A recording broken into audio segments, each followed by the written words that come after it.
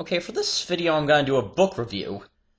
I already told you about, recently I reviewed the movie Eric the Conqueror, a loose remake of the Vikings.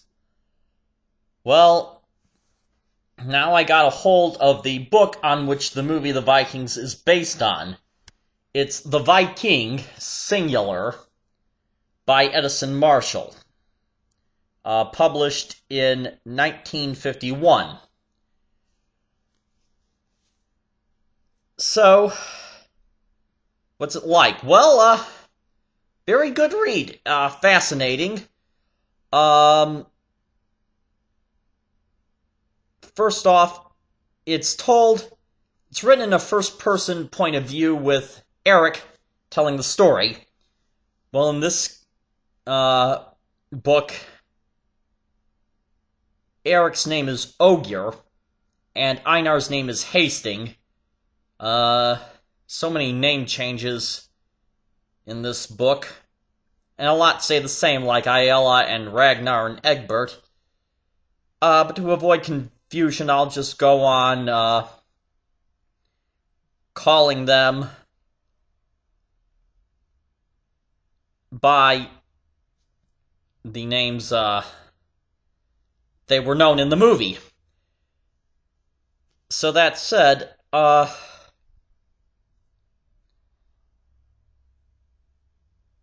obviously the movie had some time constraints, which is why they didn't include everything in the book and why they made the changes they did. The movie could only be so long, and it kind of... so it butchered the book in a lot of ways. I know a lot of people... I heard that everyone who's read the book hates the movie.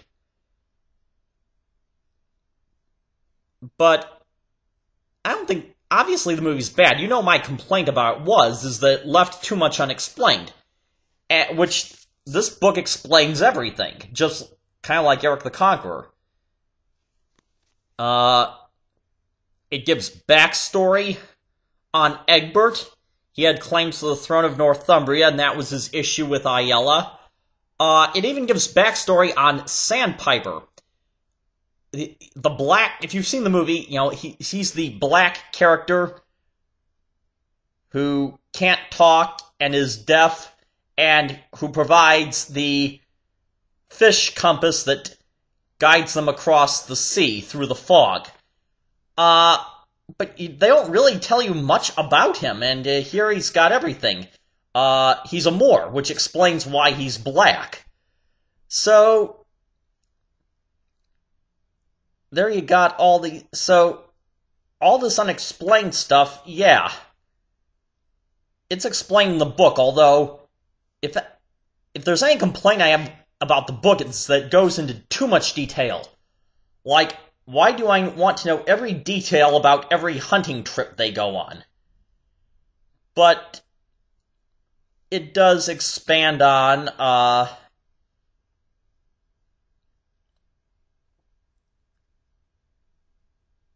it goes, it even talks about, a Viking raid where they venture together to, Spain and make a raid, and then almost to Italy as well. I mean, yeah, in real life, the Vikings did go all over the Mediterranean world, so that's historically accurate. And as I said, in real life, Ragnar was thrown into a snake pit, not a wolf pit.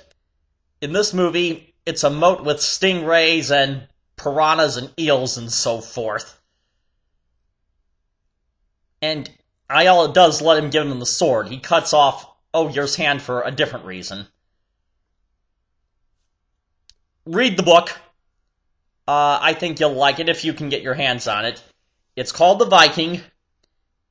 Edison Marshall is the author.